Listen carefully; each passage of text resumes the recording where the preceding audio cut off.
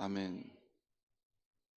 오늘 말씀의 제목은 성도 개인의 자유와 공동체의 삶입니다. 성도 개인의 자유 그리고 공동체의 삶. 여러분, 하나님을 믿을 때 나 혼자 믿음 생활하면 내가 받은 은사대로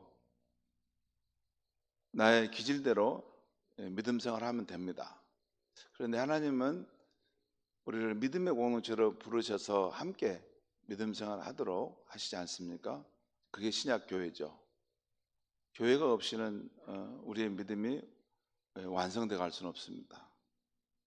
그 개인으로만 자유롭게 신앙생활을 할 수 없고 교회 공동체 안에서 함께하는 신앙생활을 살아가게 될 때 그 개인의 자유와 공동체의 삶의 질서가 서로 충돌할 때가 생기고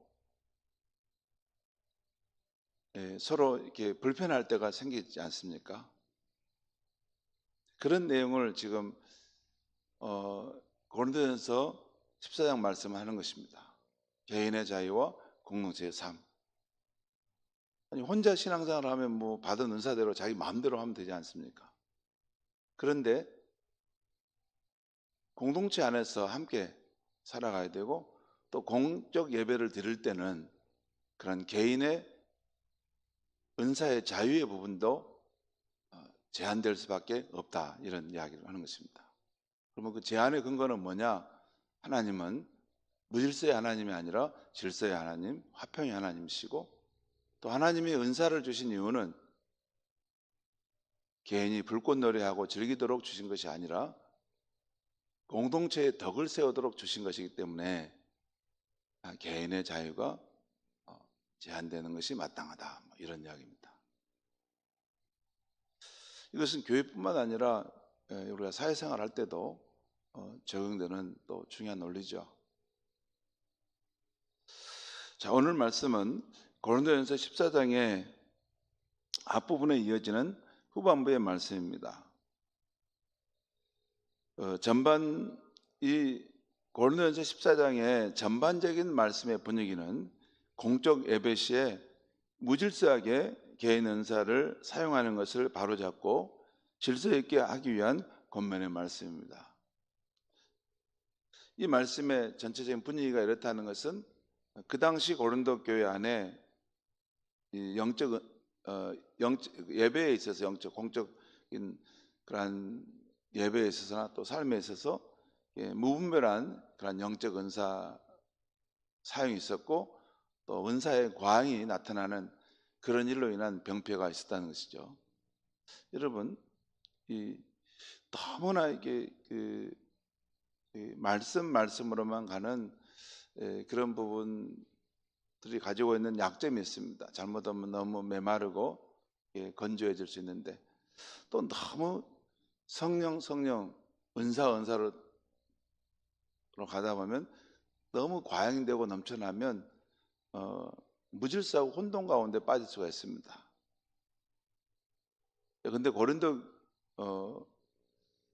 교회의 경우는 그 성령에 대한 그런 사모함들이 아주 열렬했고 또 그로 인해서 은사들이 넘쳐났는데 그 은사들로 가지고 개인의 자유로 이렇게 오용하게 되면서 공동체 전체에 덕을 끼치지 못하는 그런 일들이 많이 나타났던 것 같습니다.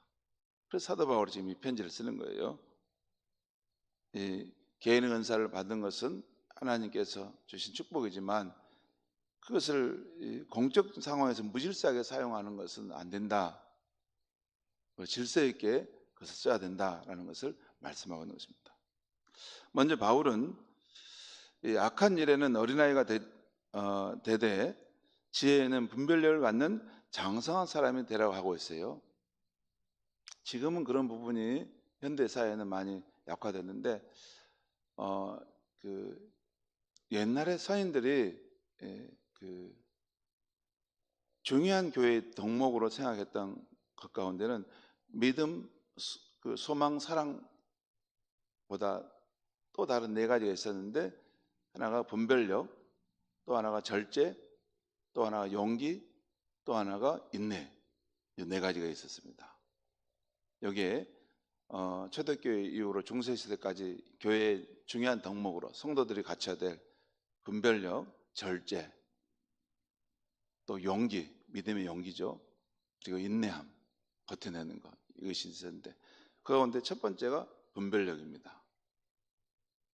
분별력이에요. 여러분, 성숙한 신앙이란 분별력을 갖는 것이에요. 초보적인 신앙은 분별력이 없어요. 분별력이 없는데 성숙한 신앙의 사람들은 영적인 분별력을 갖습니다. 지금 사도 바울이 그 말씀하는 거죠.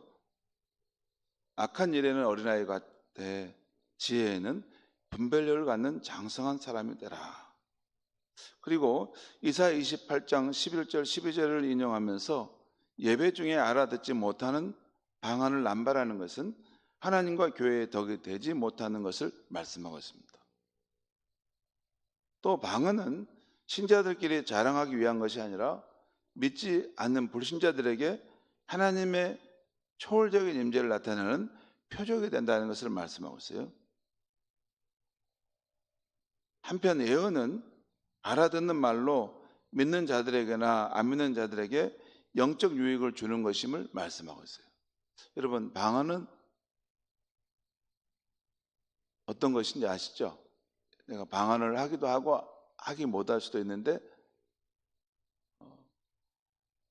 방언은 이게 잘 이렇게 알아듣기 어려운 부분이 있습니다. 저는 방언이 없었던 시절도 있었고 방언을 체험한 시절도 있기 때문에 양쪽을 다 이렇게 보고 있습니다. 방언이 없었을 때는 방언을 받은 사람은 도저히 이해가 안 됐습니다. 저게 어떤 현상인지 저는 이해를 할 수 없었습니다. 제가 방언을 받고 난 다음에 이런 차원이 있구나 하는 것을 알게 됐습니다. 근데 방언을 받는다는 것은 하나님의 초자연적인 임재가 우리 삶에 임한다는 것을 말합니다. 흉내낸다게 되는 게 아닙니다. 하나님 초자연적인 임재가 임할 때 방언이 터지고 방언을 하는 것이 현상이 나타납니다. 근데 이것을 보면 이것은 불신자들이 저렇게 교회는 초자연적인 하나님의 역사가 있구나 하는 것을 안 믿는 사람들이 안다는 거죠. 근데 예언이라는 것은 하나님의 말씀을 전하는 것인데 여러분, 이게 공적 예배에서 이렇게 목사님들이 말씀을 전하는 것도 예언의 성격이 있습니다. 그런데 이 소그룹에서 성도들과의 관계에서 영적인 더 성숙한 사람들이 어느 순간 어떤 개인에 대해서 저분에 대해서 하나님의 말씀이 딱 떠오를 수가 있어요. 하나님의 말씀이 떠오르기도 합니다.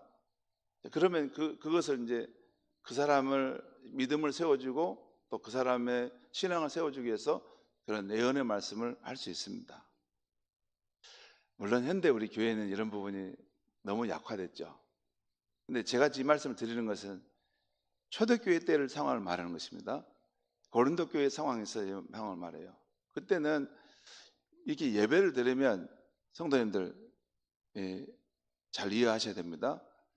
그 당시에는 예배를 드리면 우리처럼 이렇게 무슨 예배당이라는 공간이 이렇게 큰 곳이 있어가지고 또 예배 순서가 있어가지고 목사님이 나와가지고 이렇게 하나님 말씀을 전하는 이런 것을 알지 못했어요. 그 당시는 어떻게 했냐면 다락방 같은 데서 모였습니다. 그다음 공적인 예배 자체가 그 당시에는 인정이 안 되는 시대에 다락방에서 모여가지고 한 20명 또 많으면 30-40명 정도 모여가지고 서로 이제 함께 여러분 우리 어렸을 때 교회 다니면 이런 장의자도 아니고 바닥에 앉았지 않습니까? 그러죠?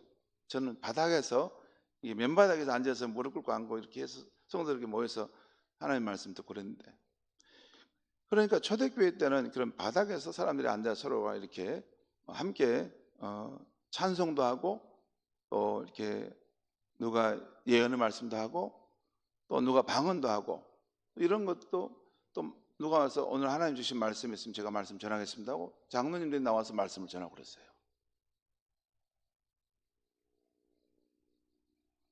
그런 상황, 그것이 예언의 말씀의 의미였어요.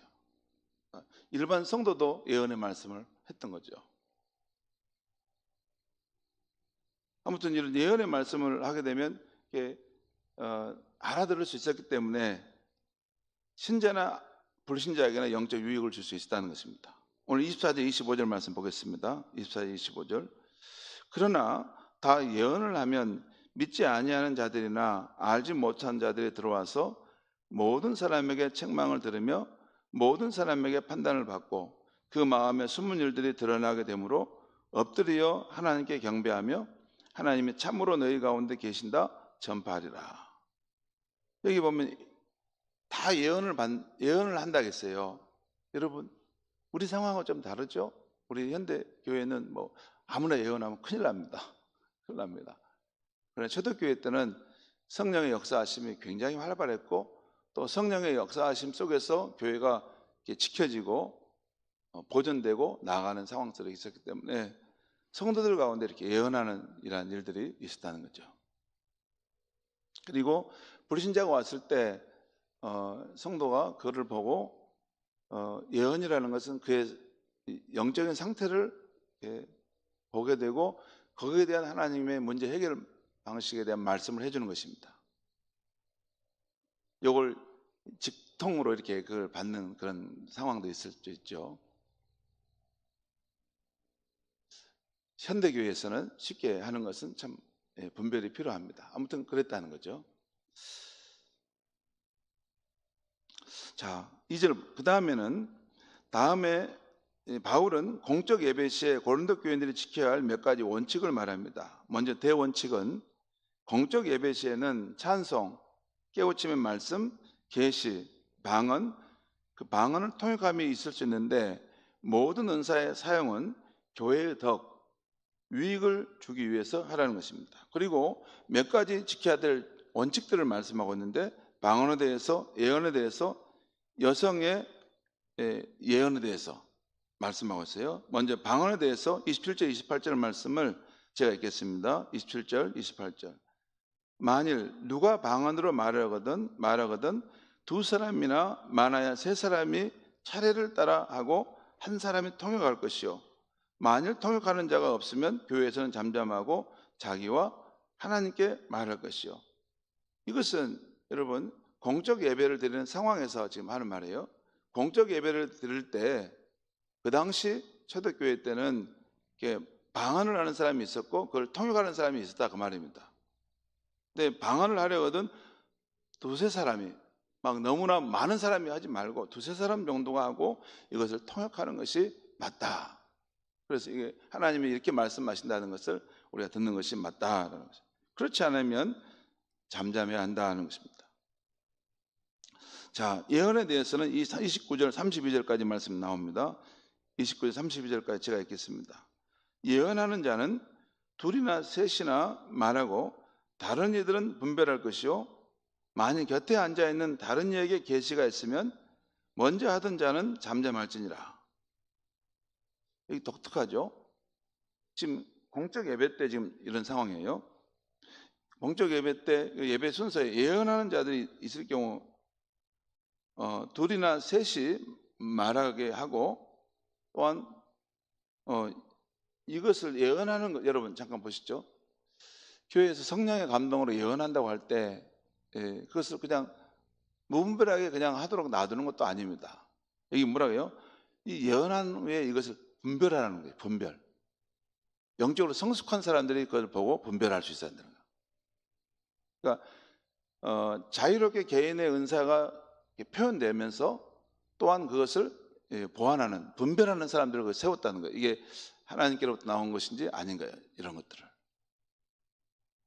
그리고 또 중요한 3절에 만약 곁에 앉아있는 다른 이에게 계시가 있으면 먼저 하던 자는 잠잠할지어다. 이 말은 뭐냐면 앞에서 어떤 사람이 예언하다가 뒤에서 또 다른 사람이 다른 예언을 하게 되면 앞에 예언하던 사람은 잠깐 잠잠해야 되는 거예요.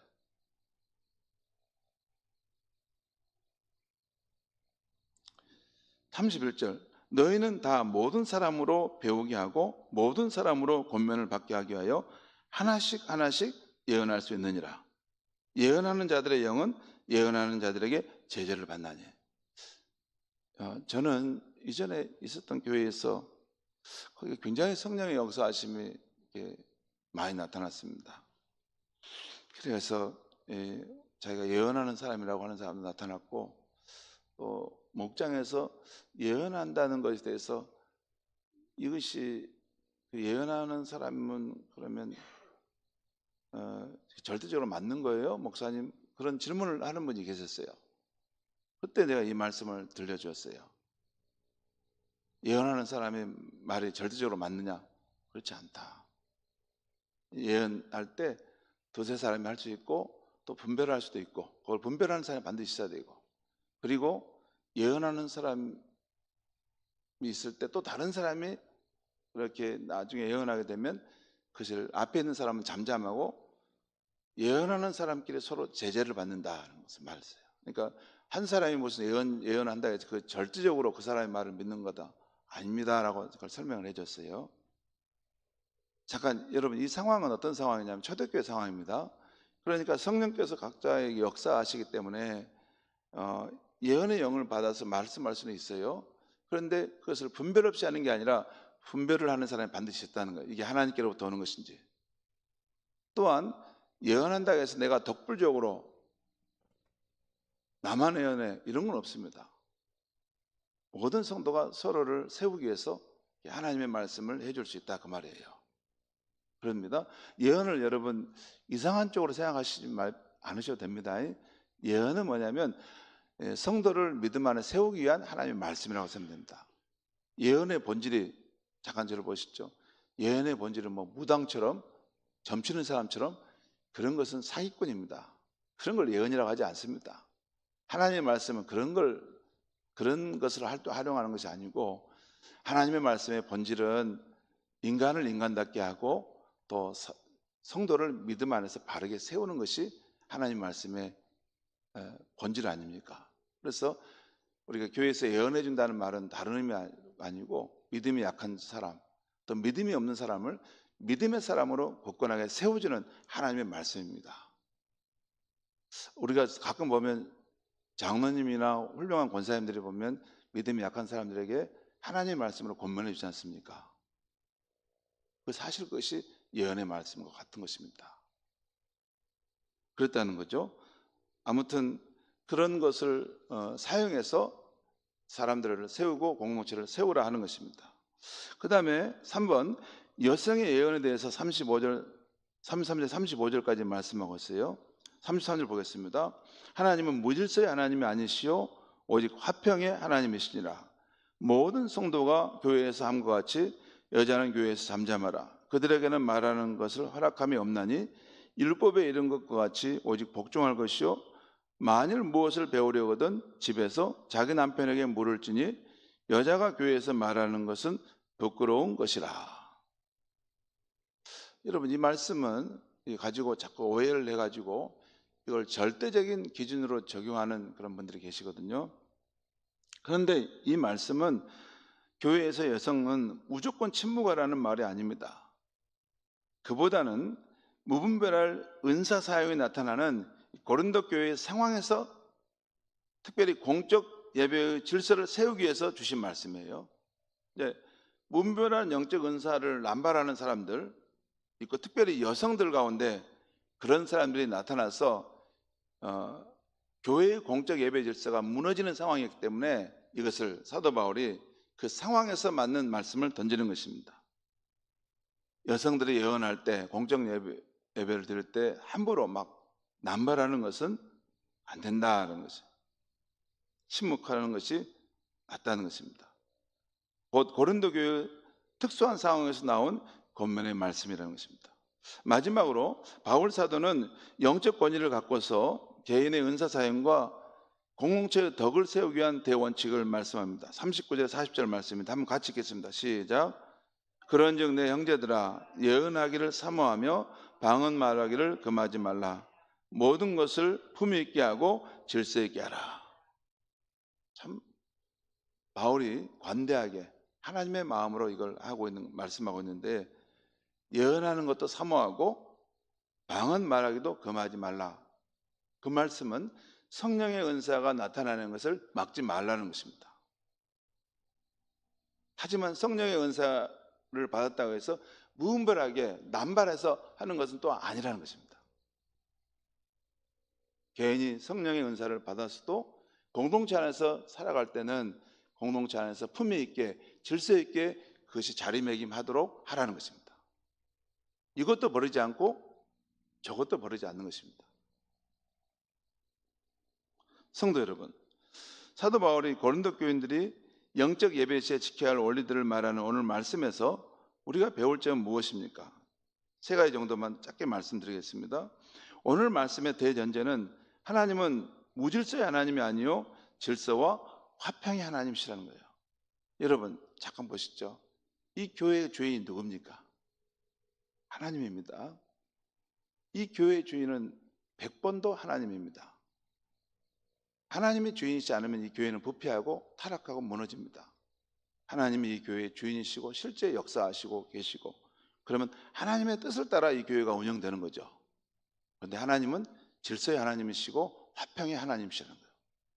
왜 화평을 주장하려고 하냐면 이곳이 하나님의 집이기 때문에 하나님의 뜻을 따라가는 것입니다. 두 번째, 여기서 교회 생활할 때 성도는 하나님이 주신 대로 은사를 사용하되 공동체의 유익, 공동체의 덕을 세우는 것과 조화를 이루면서 사용하라는 것이에요. 조화를 이루면서. 그 은사를 버리라는 것이 아니에요. 사용하되 공동체와 조화를 이루는 방향으로 사용하라는 것입니다. 그리고 교회에서 성도는 하나님이 주신 대로 자기 은사를 사용하되 자신과는 다른 은사를 받은 성도들을 통해서도 함께 배우고 함께 더불어 살아가라는 것입니다. 자기만 독불장군처럼 하는 것이 아니라는 거예요.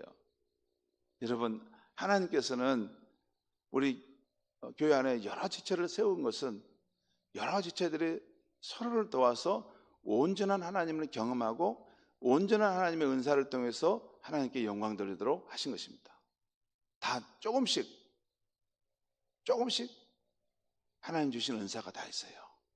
그것이 다 하나로 모아져야만이 온전한 하나님의 형상과 영광을 나타낼 수 있는 것입니다. 그래서 그러려면 무엇보다도 자기와 다른 은사를 받은 분들을 소중히 여겨야 하겠지요. 그리고 그분들의 말을 잘 경청하면서 자신의 부족함을 보완해 주는 것이라고 감사하고 그들과 조화로운 그런 믿음의 공동체를 이뤄가는 것이 오늘 말씀의 의미입니다.